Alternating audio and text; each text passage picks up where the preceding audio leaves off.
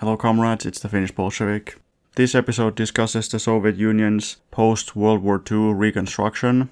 The country suffered terrible losses to industry and housing stock in the war, which had significant long-lasting implications. I will also be discussing the architectural aesthetic implications of the post-war situation. Ikonnikov writes, quote, "The 5-year plans were successfully implemented. The country's economy showed confident and swift growth until, in the early hours of 22nd of June, 1941, this growth was interrupted by the invasion of the armies of the fascist bloc, led by Germany, across the entire length of the Soviet western border. The war of 1941 to 1945 came as a dire test to the Soviet Union, leaving in its wake 1,700 towns and 70,000 villages razed to the ground, and 40,000 industrial enterprises destroyed or damaged. 1/3 of the national wealth of the USSR was destroyed. The war over, the country set out to heal its wounds, beginning with the restoration of the most essential items. In the late 1940s, unlike the period following the Civil War, the reconstruction effort was supported by the strengthened socialist system with its powerful economy that had withstood the fiery test of war. All this combined to make a rapid reconstruction effort possible, and more importantly, to enable the Soviet people not to confine themselves to recreating what had been destroyed, but to rectify the deficiencies of the functional and spatial town planning and to create conditions for further urban development. Pre-war industrial output was already surpassed in 1948. In the cities, work proceeded to restore not only the badly needed housing stock, but also the destroyed or damaged cultural and architectural monuments, including some priceless masterpieces of the past. In applying their scorched earth policy, the Nazi invaders had systematically and barbarously destroyed the most valuable and beautiful buildings and cultural monuments which had constituted the national pride of the Soviet people: the ancient cathedrals of Novgorod, Pskov, Smolensk, and Istra, the former imperial palaces on the outskirts of Leningrad, such as Petrov Dvorets, Pushkin, Pavlovsk, Gatchina, and Strelna. The restoration of the housing stock was basically completed by 1950, unquote. I think that's a pretty good overview of various different topics, and now let's delve into them more deeply. So firstly, let's talk about the losses suffered by the Soviet Union in World War II to its industry, but especially to its housing stock. These are official Soviet numbers, quote, "The following figures offer some idea of the material losses suffered during the Second World War. In the Soviet Union alone, the German fascist invaders destroyed and burned 1,700 towns and more than 70,000 villages, leaving 25 million people shelterless," unquote. A Soviet writer named Palladin writes that, quote, "96% of the dwelling space of Stalingrad was destroyed," unquote. Stalingrad was, of course, a major industrial city before the war, but during the war, the Nazis, of course, bombed it, shelled it, and then there was protracted fighting, house-to-house, street-to-street fighting in Stalingrad between massive Nazi and Soviet armies in one of the fiercest battles of the whole war, which was a turning point in the war and basically began the collapse of Nazi Germany. But in that battle, practically every home in the whole city was destroyed. A bourgeois writer named Robert Dale writes, quote, "Stalingrad, the site of the war's most famous and lethal battle, was almost completely destroyed by fighting. When the battle ended, just 12% of the city's housing was standing. According to one historian, 42,000 buildings lay in ruins. Water, electricity supply, communications infrastructure, and almost all public buildings were totally destroyed. 70 theaters, 110 schools, 120 nurseries, 75 clubs, 15 hospitals, 68 polyclinics, 2 museums, and almost all of the city's libraries and their 800,000 books had disappeared. By June 1945, more than 300,000 mines and more than 1 million artillery shells were cleared from the ruins. And already by June 1943, the bodies of tens of thousands of soldiers had been cleared from the rubble. When the battle ended, the secret police recorded just 7,655 surviving residents. Before the battle, the city's population had stood at approximately 400,000, and perhaps as many as 560,000 once evacuees were included. So little of the city survived and so few of its residents remained that some people questioned whether it might be better to rebuild the city elsewhere and leave the ruins as a monument," unquote. Another bourgeois writer named Tarkhanov quotes a Soviet poet and translator named Pasternak, quote, "The monstrous impression is of a whole small world in fragments. It is one thing to be told that about 500 stone houses and 2,500 wooden ones have been destroyed. You imagine a provincial town, and a not very big one at that. Quite another to be shown 3,000 huge shapeless masses of crushed stone and cement. Your head spins, your eyes dim, you break into sobs of pity and pain." Boris Pasternak's passionate outburst in a newspaper article entitled A Visit to the Army, published in November 1944, was a result of his journey through Orel, Karashev, Tsensk, and Kaluga. He could have written the same words about Kiev, Minsk, Voronezh, Smolensk, Novosibirsk, or any of the 1,710 Soviet towns and cities destroyed during the war years, unquote. And Kalinin wrote in an Izvestia article in October 1943 that, quote, "Terrible destruction has been wrought by the enemy. Some cities, Stalingrad for example, have been almost completely destroyed and have to be built anew," unquote. Robert Dale continues, quote, "In the summer of 1945, and for the next decade, the effects of the Great Patriotic War could be felt in almost every aspect of Soviet life. Victory came at a terrible cost. Vast swaths of territory, including some of the Soviet Union's most urbanized and economically advanced regions, lay in ruins. In many cities, the basic infrastructure which underpinned urban life stood on the verge of collapse. The total urban housing stock in 1945 was approximately 200 million square meters, compared to 270 million square meters in 1940, so before the war. A loss of approximately a quarter of living space, enough space to house approximately 25 million people. According to the Russian Ministry of Housing and Municipal Services, the average per capita living space in housing controlled by city Soviets in January 1945 was just 4.85 square meters, compared to the theoretical norm of 8.25 square meters, unquote. So 25% loss in housing stock in the whole country is terrible, but as has been established, in the most urban areas it was way more than that. In the cases of many cities, it was more like 90% of the housing stock was destroyed. And in a way, the problem is really worse than that, because housing was very scarce in the Russian Empire. The Soviets had just constructed around 40 or 50 new cities and massive amounts of new housing during the 5-year plans, but that was to accommodate the millions and millions of people who are moving from the countryside to the cities. So housing still remained kind of scarce, and now they suffered this terrible war damage, which really made housing scarcity a problem. The people were taken care of, people did have a roof above their head, temporary shelters at the very least, but even if people did have a house to live in, at the beginning of 1945, they only had 5 square meters per person, which is not a lot. Ikonnikov writes, quote, "The ravages done to the country by the 1941-45 war have no parallels in history. The massive air raids, hitting not only the industrial and transport facilities, but also the housing areas and the public centers of cities, were part of the tactics employed by the Nazis. In the territories which the enemy managed to capture, they ruthlessly and methodically plundered and destroyed all priceless cultural monuments. These were not only acts of senseless vandalism, the destruction of the cultural monuments was also part of a policy aimed at enslaving a people by depriving it of its sense of national identity. Retreating under the onslaught of the Soviet army, the Nazis destroyed everything of value in the occupied territories. The results were mind-boggling. Such Russian cities as Stalingrad and Novgorod were literally razed to the ground. Not more than 40 dwelling houses had remained intact in the whole of Novgorod. Only 5.7% of the pre-war housing stock had remained intact in Pskov and 8% in Smolensk. The total damage done by the war to the national economy of the USSR equaled about 14 Soviet annual budgets of the pre-war years. The restoration of a ravaged country became for Russia a historical task of paramount importance.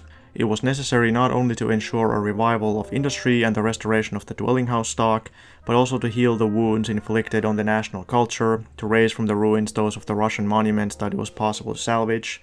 This Herculean effort had begun even before the war was over, as the territory captured by the enemy armies was liberated step by step. In November 1945, the government decided to restore 15 ancient Russian cities destroyed by the aggressors, including Stalingrad, Smolensk, Rostov-on-the-Don, Novorossiysk, Pskov, Novgorod, Voronezh, Kalinin, and Kursk. Especially energetic steps were being taken in order to build anew the hero city of Stalingrad. The decision also spelled out the need in restoring the cities to eliminate in the process the deficiencies of their former structure. The reconstruction was to introduce drastic improvements into their functional zoning, transport networks, and aesthetic coherence." Unquote. In previous episodes, I've talked about the fact that culture has a national form and that it's important to critically assimilate and critically use the progressive aspects of past culture. So based on that understanding, I'm sure you understand why it was necessary to try to save and restore the cultural values and monuments and artifacts of Russia, but of course also the other nationalities of the USSR. Protecting traditional and historical architectural monuments became much more of a priority after the war because so many of them were destroyed, and perhaps to a lesser extent because socialist realism developed further. They kind of got more beyond the functionalism.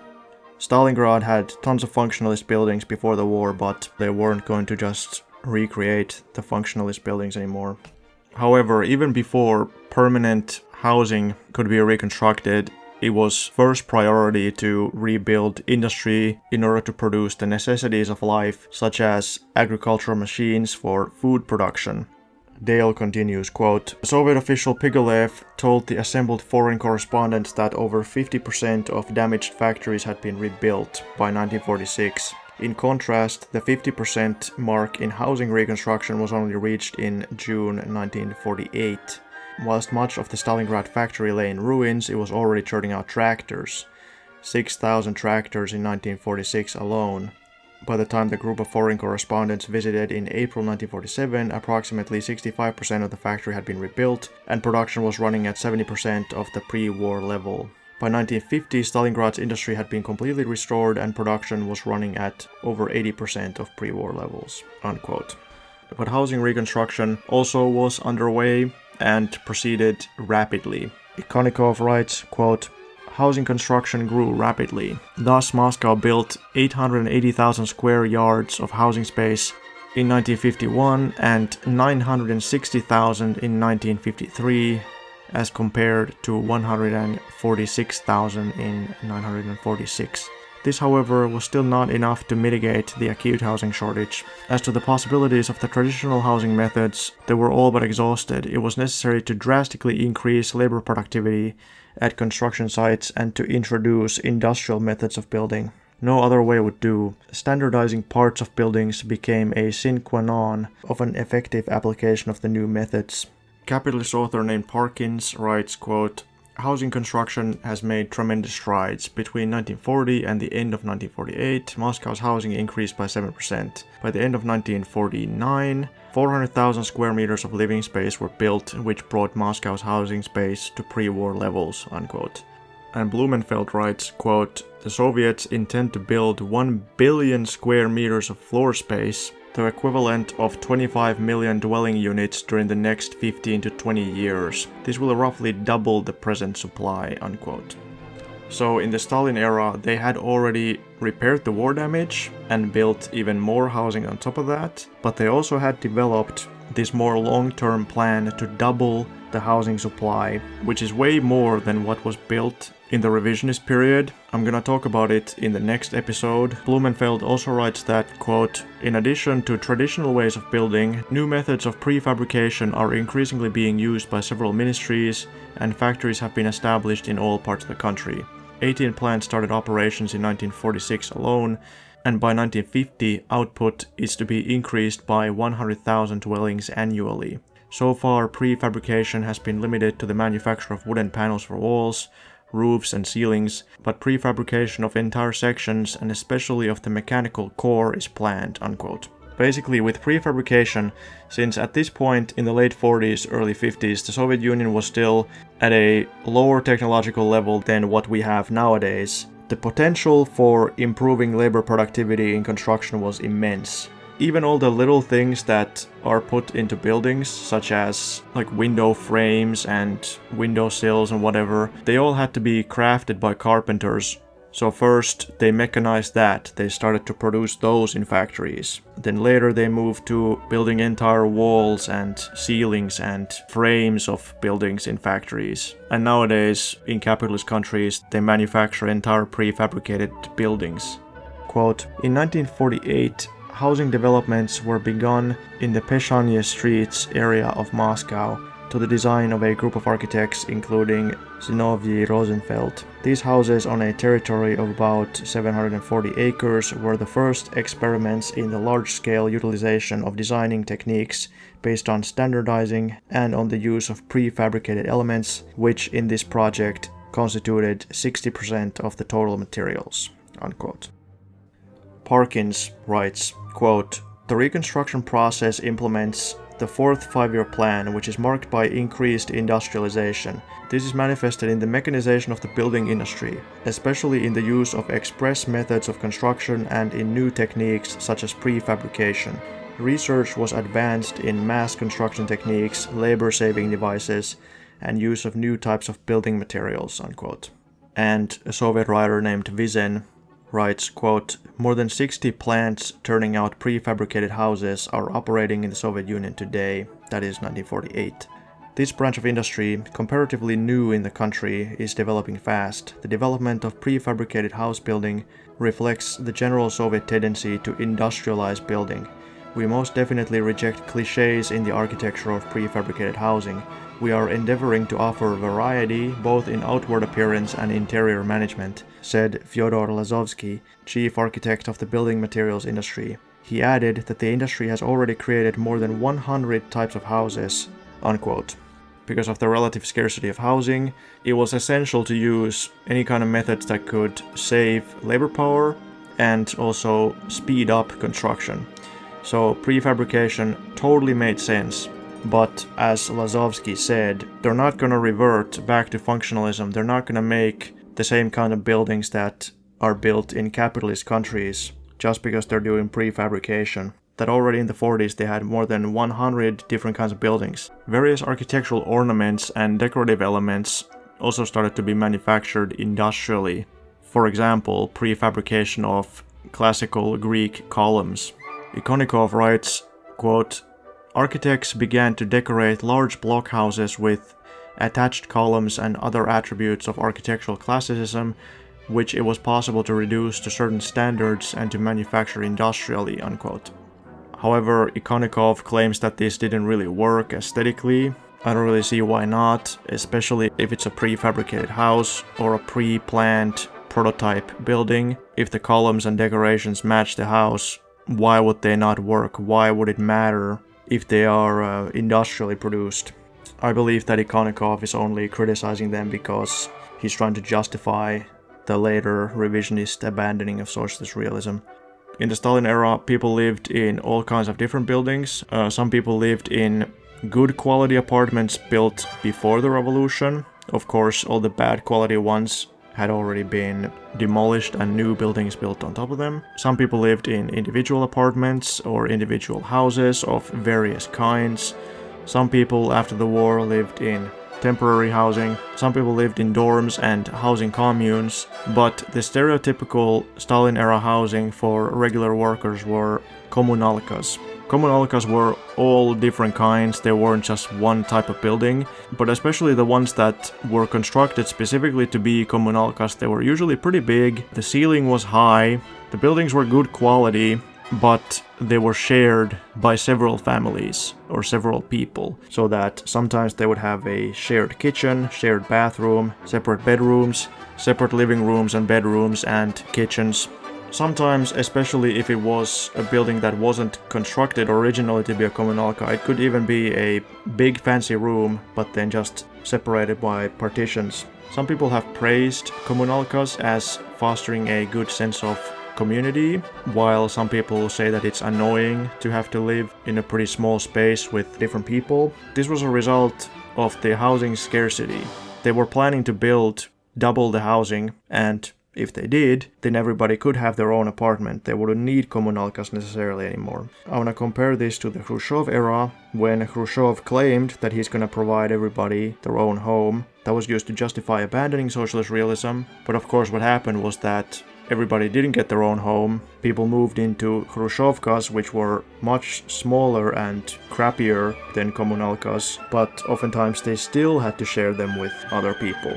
So Blumenfeld writes about kommunalkas, quote, "It is admitted that for a number of years it will be possible to build individual houses and apartments only for large and medium-sized families, while all families of one person, many of two and some of three persons will still have to be accommodated in communal quarters. And these quarters are now frankly designed as such. One type contains 3 rooms of 135, 143 and 175 square feet, a kitchen of 65 square feet with 3 gas ranges and 3 cupboards, but only 1 sink, a toilet and a washroom. An improved type contains, in addition to the sanitary facilities, 3 rooms of almost 200 square feet, each with a kitchenette of 30 square feet, and 1 room of 125 square feet with a kitchenette of 25 square feet," unquote. I think the idea is maybe that if it has 3 rooms, then each room is for a separate family. So if you're one person, you get the smaller room. If you're a bigger family, you get the bigger room. And then they have a shared kitchen. And then the improved type has 3 rooms that are bigger. They're all the same size. And then they all have their own kitchen. And then there's the smaller room with a smaller kitchen. I think that's probably for a single guy. The obvious downside is that you have to share a bathroom with somebody, but that's in the Soviet Union in the 1940s. The rents at the time were like a couple % of your wages. The Soviet government also encouraged people to build individual homes and individual houses, because even though in communism and even in socialism, most people will live in publicly owned or even cooperatively owned apartments, and probably the somewhat higher population density that you get with apartment blocks is required, but they're not gonna force everybody to do that. And especially since housing was scarce, they encouraged people to build their own home. If you're able to provide yourself with a home, then do it. You help yourself, so the rest of society doesn't have to do it. And especially in the countryside. Parkins writes, quote, "Many Russians are building their own houses as part of the reconstruction program. The government authorized the Central Municipal Bank of the USSR to grant loans of up to 10,000 rubles to enable people to build houses for themselves. In the same decree, the government instructed the local Soviets to provide the home builders with plots of land for their houses to help them obtain building materials and to issue technical advice. Small houses built by the state will be sold to occupants on a 10-year credit basis. Each individual may do the actual construction with the assistance of specialists, such as bricklayers or stone fitters, who will be provided by his factory or organization, or he may pay to have some or all of the work done. The Committee on Architectural Affairs issued a number of standard designs for individual dwellings. These designs take into consideration the climatic conditions of different regions and the various types of building materials available. With the aid of loans issued by branches of the municipal bank alone, over 70,000 houses were built in 1947.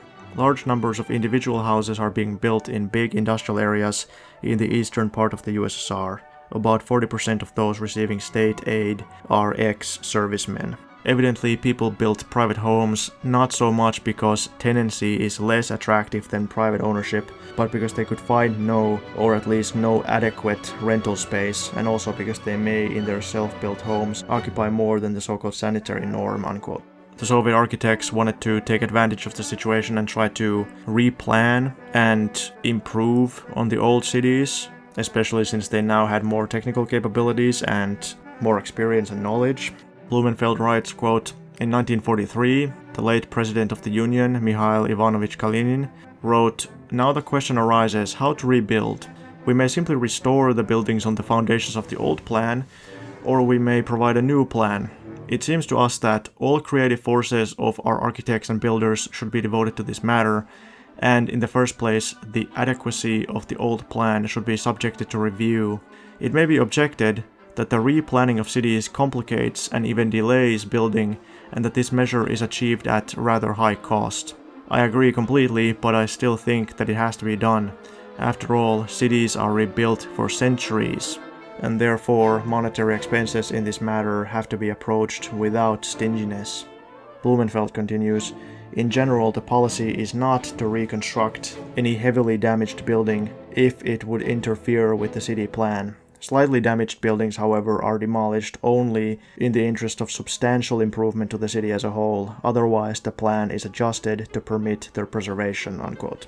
Even in the countryside, buildings were relocated based on rational criteria. Quote, in the countryside, most villages are rebuilt spontaneously by the farmers on the old site, but in every district, a model village with model houses and other buildings is built under the guidance of an architect who supplies plans to the farmers of the district. For the collective farm buildings, a site of 4 to 10 acres is chosen close to the center of the kolkhoz fields. Kolkhoz is the collective farm, but at a distance of 200 to 700 feet from the houses, preferably downstream and leeward, and so located that tractors and cattle can reach the fields without crossing the settlement. Destroyed villages which were poorly located are being rebuilt on new sites. This is done where villages suffered from floods or from lack of pure water, or were located on swampy ground, but most frequently where they were built on a heavily traveled highway. Also, if a village was too small to support a normal economic and social life, attempts are made to merge it with a neighboring village. The task of selecting a new site and working out a new plan is entrusted to a committee consisting of the president of the kolkhoz, representatives of the township and county, a planner, a surveyor, an agronomist, a hygienist and other experts who work in collaboration with the kolkhoz members. In the aforementioned article by Kalinin is explained, quote, the new program of architectural work decided by the government. It was to be no mere reconstruction, but a fundamental replanning of the major cities in the spirit of the General Plan of Moscow of 1935. In December, architect Mortvinov made a speech at the 6th session of the Academy of Architecture. His paper entitled The Artistic Problems of Soviet Architecture, which was subsequently issued in book form, defined Kalinin's program more closely. His view that the new cities must be monumental and his emphasis on the artistic aspects of town planning became more specific when translated into professional language. The natural compositional advantages of a situation, said Mortvinov, a wide river for example, the seashore, hills, or large expanses of trees, can be used, emphasized and strengthened by architectural means. He suggested that a city might be arranged with the central square, main street and railway station contained in a strictly controlled ensemble, while residential streets and outlying areas were more freely structured. The skyline of the hypothetical new town was to be dominated by high-rise public buildings. Architectural monuments were intended to preserve the spirit of an area, while new monuments would inject fresh ideological content into the memory of that area. The need for the total integration of all the disparate elements of urban life was emphasized. Clothes, furniture, equipment, interior decoration, buildings, streets, parks and towns as a whole, everything must be beautiful and seen as a challenge for the future, but one which could realistically be met. Classical features were to be widely applied. The creation of significant architectural works demands buildings of a type not dictated simply by practical necessity. And finally, the speech linked aesthetics to the prescribed correct way of thinking. Artistic problems must also be addressed in town planning, for only a plan can guarantee both the beauty of a town and its correct development. The Academy of Architecture was entrusted with the task of drawing up specific plans for 15 of the oldest Russian towns and dispensing advice on many others, unquote. When existing cities are replanned, the plans are fully discussed in mass meetings and conferences. This is done even in completely destroyed cities such as Smolensk, where such discussion led to substantial modification of the location of industries, the use of the river banks, and the street layout. In Kalinin, the plan of the old city, a masterpiece of late 18th century city planning, is being carefully preserved despite heavy destruction. In Rostov, the former rather drab gridiron pattern will be improved by a sequence of squares following a main artery, and the banks of the Don are being reclaimed for a park. In Kiev, where the population is expected to grow from its pre-war 900,000 to 1.5 million by about 1960, expansion is planned both on the plateau to the northwest and on the eastern bank of the Dnieper, and an island between this new residential district and the old city is being transformed into a 2,000-acre park. The cultural, educational, and shopping facilities are being systematically decentralized. In some cities, planners are taking advantage of war destruction to improve the city pattern fundamentally. In the Estonian capital of Tallinn, heavy industry and the main classification yards were located in the northwestern part of the city. Both are now being relocated in the eastern suburbs on the leeward side of the residential districts. In Novorossiysk, the residential areas were interspersed with the cement works, which are the main industry of the city. In the future, the bulk of the population will live on the south side of the bay, while heavy industry will be located on its northern shore. Both sides will be connected by a highway." Unquote.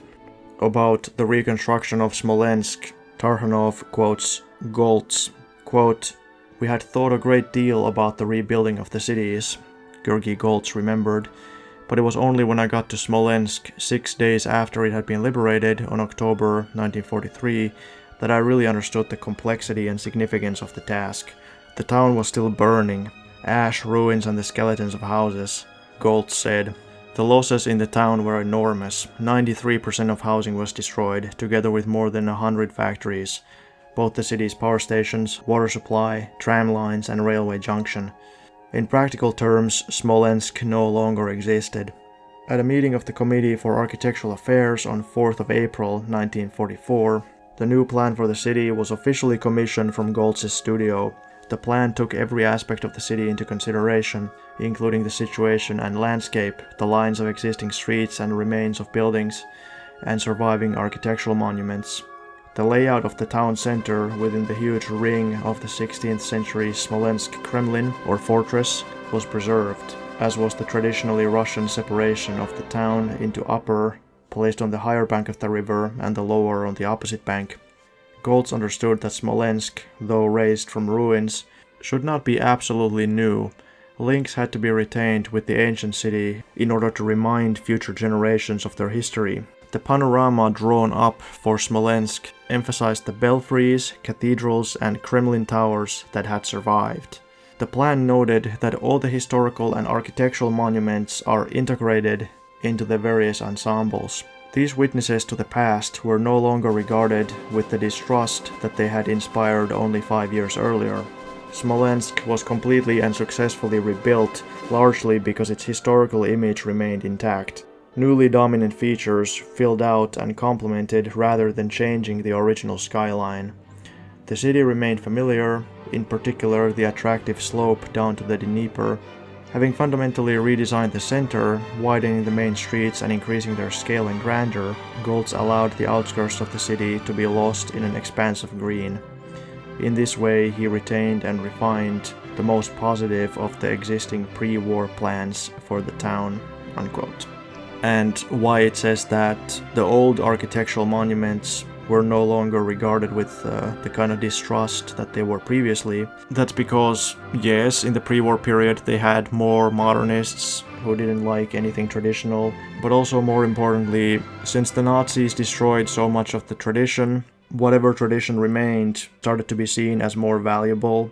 And also, the society had progressed, people had been more ideologically educated into socialism, so that tradition wasn't so heavily associated with Tsarism and counter-revolution anymore. It started to be more associated with the Soviet Union, the Soviet civilization, Soviet patriotism.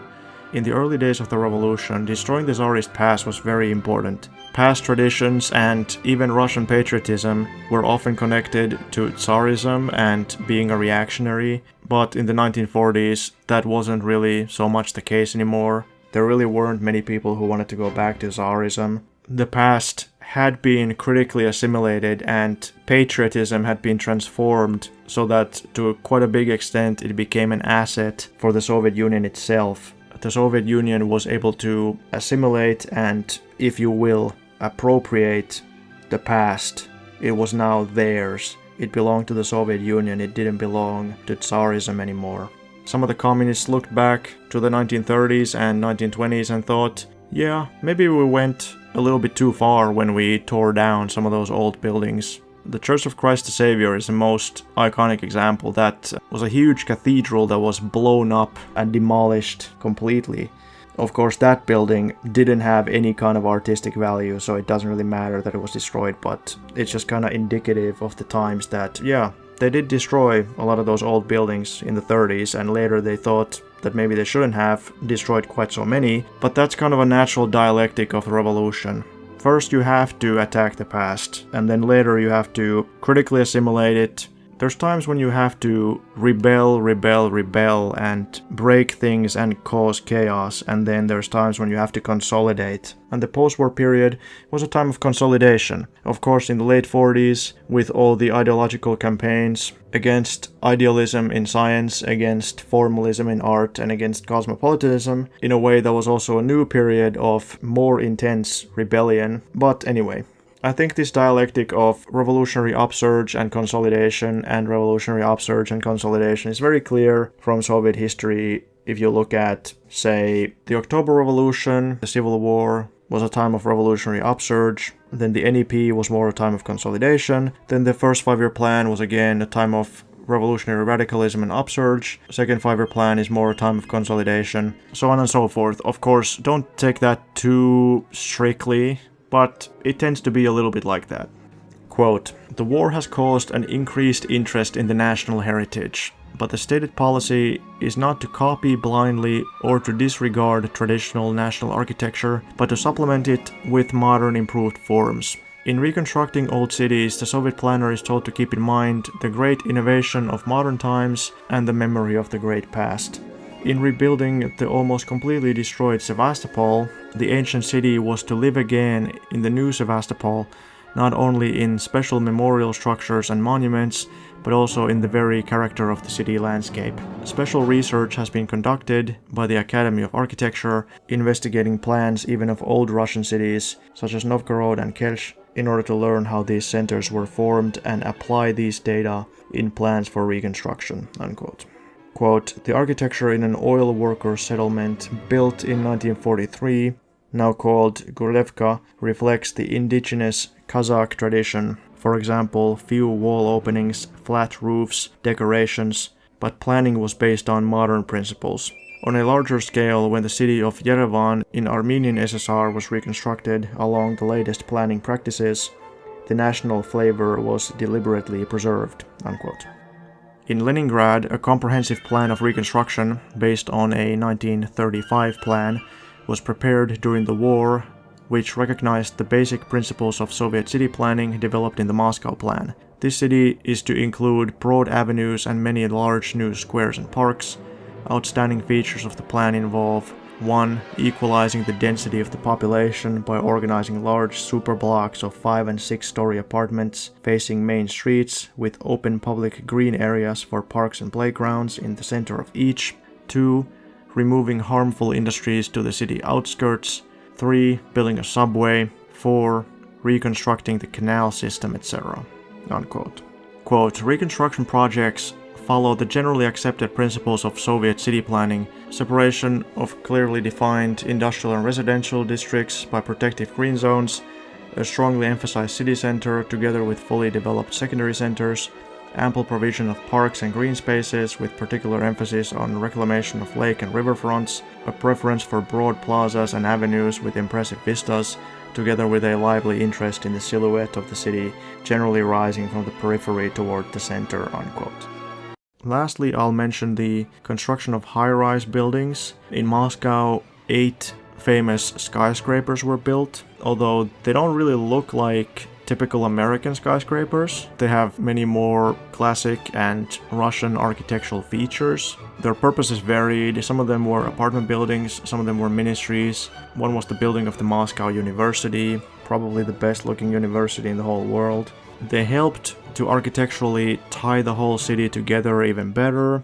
I talked about the theoretical aspects in the socialist realism video, but they obviously demonstrate monumentality, They're pointing upward, the building gets thinner towards the top, it looks optimistic, it's inspiring people to build a new world, it's demonstrating the triumph of the Soviet society, and it was possible to build them after the war because the Soviet Union had reached a higher technological level, so they could build bigger.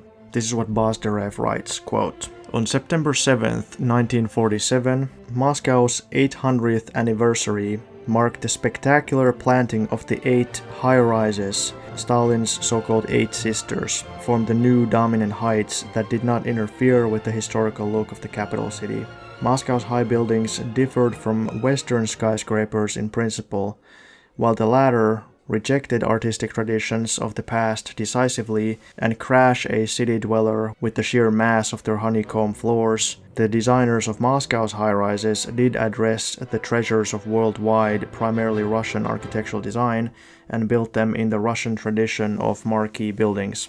The style of the Narishkin era of the early years of Peter I was most relevant to the task faced by the Soviet architectural designers. It is characteristic of mighty celebration-like vertical aiming combined with thorough elaboration of decorative details," unquote.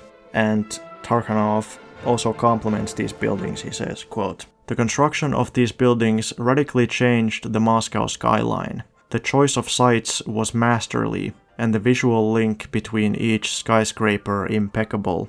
They remained the capital's most reliable reference points. These high-rise buildings form a satisfying panorama. The university sustains the link between the city and the entire super ensemble of tall buildings rising above the radial and ring roads," unquote.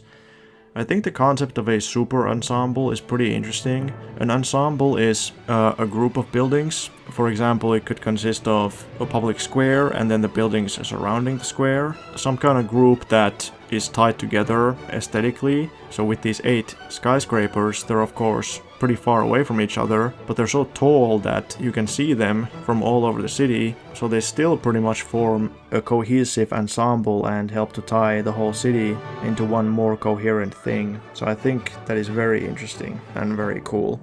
But anyway, that's the end of this episode. Thanks for watching. I'll see you comrades next time.